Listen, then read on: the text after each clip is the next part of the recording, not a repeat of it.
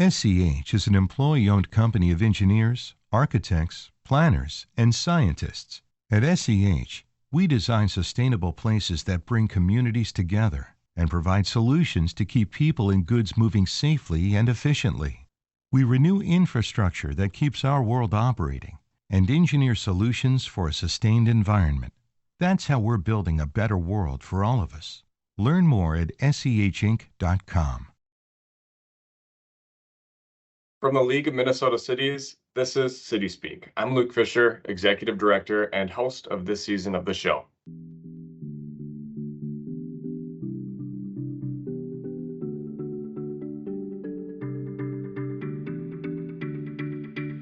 This season, we are having honest and open conversations with city leaders discussing the journey to leadership and the moments that help define big career leaps, either to new roles, new projects, or big moments. Today, I'm joined by Najwa Massad. She's the mayor of Mankato. She's the first female immigrant from Lebanon to serve as mayor of that city, and she's also a business owner there. She immigrated to the U.S. at the age of 5 and has some distinct leadership experiences that I think will make for a really robust conversation. So, Mayor Massad, thank you so much for joining us today. Well, Luke, thank you for having me. Thank you very much. So, Najwa, how long have you been the mayor of Mankato now?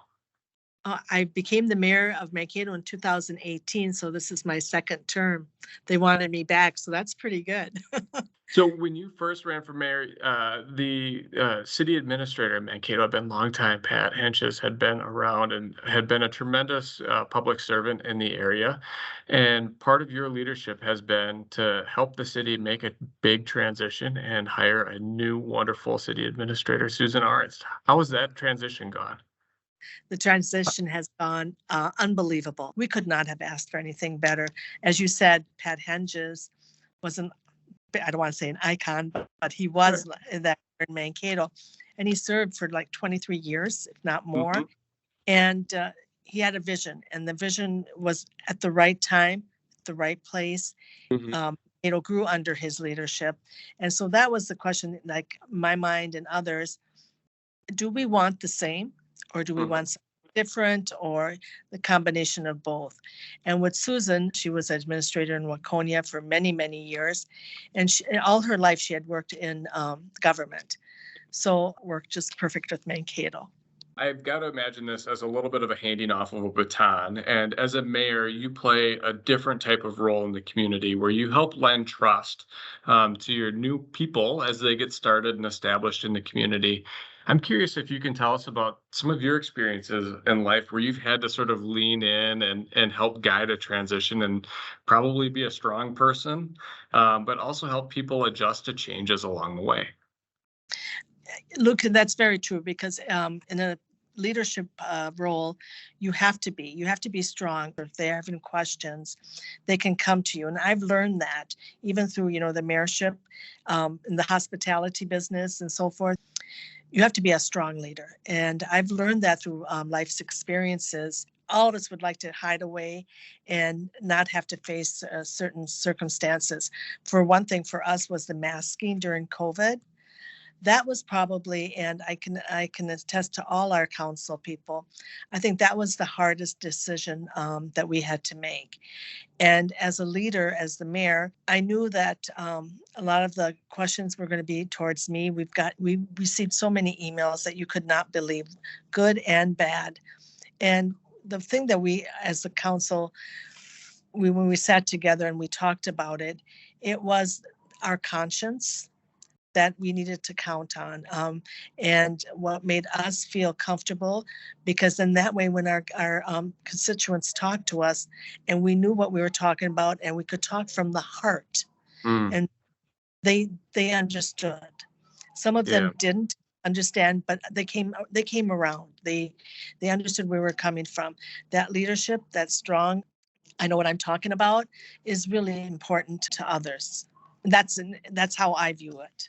Where do you get your source of strength, Najwa? You're a tough person. Earlier, you had mentioned that you were an immigrant to the United States. So how have those experiences prepared you to lead your community right now? When we first came from Lebanon, I was 5 years old. My parents did not speak any English at all, and we didn't either, my brother and myself. Young people learn a lot faster, the language. So a lot of things I had to take over. Even at the age of 7 and 8, my mother didn't know how to make, phone calls. If I went to the store with her, exchange. So it taught me to be strong. And I always tell people we did not have money, but we had everything that we ever needed. At the age, like I'm telling you, 7 and 8, I had to know things. The electric company, the gas bill and all that, where you go pay it. So at a young age, I had to be, I don't want ever say the head of the household because my dad was, but I was the one that counted on in doing that. And as I grew up, it was more and more so. So the idea then of stepping into a place of uncertainty in your city work probably feels like old hat, right? It does. It does. And I fell in love at a ridiculously young age and got married. And we lived in Lebanon until the war broke out.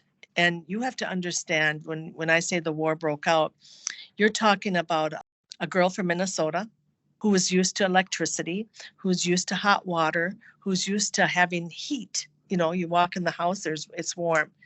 That wasn't the situation in Lebanon even before the war. There were luxuries, and we didn't have those at that point. But when the war broke out, we had to adapt. I mean, it was not like adapt a week or two later. It was instant. Once those bombs started falling, now all of a sudden no electricity and then no water. I had 2 daughters. And so what do you do at that point? It was insane. So from that point, I think that's where I really grew my strength in thinking that there is nothing that is impossible. And so that it really is my motto, even with my work and with anything I do. There is nothing that is impossible. There is nothing that a human being gets put in front of them. Either they become weak and shelter away, or else they have to be strong. Life taught me that I have to be strong, that I can do anything. I can get through anything. At the time, I did not like it. I did not like bombs falling. I did not like being in a shelter. I did not like having to go walk 3 blocks to get a pail of water. Those things, you say to God, why? Why are you doing this? But later on in life, you find out why. It was to make me stronger. So coming to the United States, we came because we came to visit my mother and father and my brother. In 1975, the civil war in Lebanon was still going on. It really got bad, real Yeah. bad. And so then what happened at that point, we ended up wanting to stay in the United States because we couldn't really go back. So we wanted to start a life here. Couldn't find a job. Mm. Don didn't speak any English, so nobody wanted to hire him. They would not hire me because I didn't have experience. When we talk about affordable housing, having someone help someone with that first step with apartments and so forth to get through difficult times, we've gone through that. So as mayor, I can connect with that because I understand. And I happen to have gone through all the experiences that other people have gone through, whether it's being in war, whether it's coming to a country that when you were young and needing to help your parents, or when you were older and you came back and no one would hire you. It's not easy being a small business owner. The things that you go through, how do you help others? I honestly believe that through our restaurant Murray's and Massad's and so forth, understood how hardworking we were and how dedicated we were to Mankato and to the community. I mean, people would walk in, we'd call them by name. Myself and my husband were dedicated to Mankato and wanted to make Mankato better, not just for our daughters, but for everybody. It sounds like hospitality is like a value of yours. It's not just like a thing or a service, but it's like a deeply held thing in your core, right? Or part of who you are as a person. And how have you brought in that value or ethic of hospitality into being mayor? Hospitality is probably one of the best things anybody could ever be in, because you learn how to welcome people, how to talk with people, people when they're upset about anything, whether it's the food or whatever it is. That part of the hospitality and the mayorship, being able to talk to your guests, to be able to talk with your constituents, to be able to talk with anything. I learned how to do that. Hospitality, it teaches you how to react with people, how to talk with people. If there's a problem, how to deal with it. And in Mankato, the way that you're describing things, this is a whole team effort. Everyone's got a role to play, and everyone has a lot of trust from you, and high expectations too that they're going to do a great job. Absolutely. And I'm going to take it back to the hospitality. When people see you doing it, Yeah, like the hospitality, if they see me mopping the floor and stuff or yeah. washing dishes and so forth, and you ask them to do it, or else they'll say, we'll do it. You have to lead by example, whether it's the mayor, whether anything in life, you lead by example. Your life experiences are so rich, and your perspective is just so clear about what it takes to be a strong leader. I think from a mayoral perspective, from a civic leader perspective, from a business owner perspective, we're so grateful that you shared all this with us today. No, I appreciate it. Look, all I just say to people is always walk in other people's shoes before you start criticizing. That's the most important thing. Thank you so much, Najwa. Well, This was thank you. outstanding.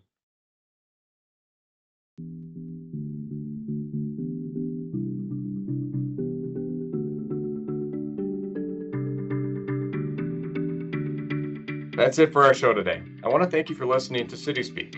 If you have an idea for an episode, feedback, or want to get in touch, you can connect with us at podcast@lmc.org. Until next time, be well.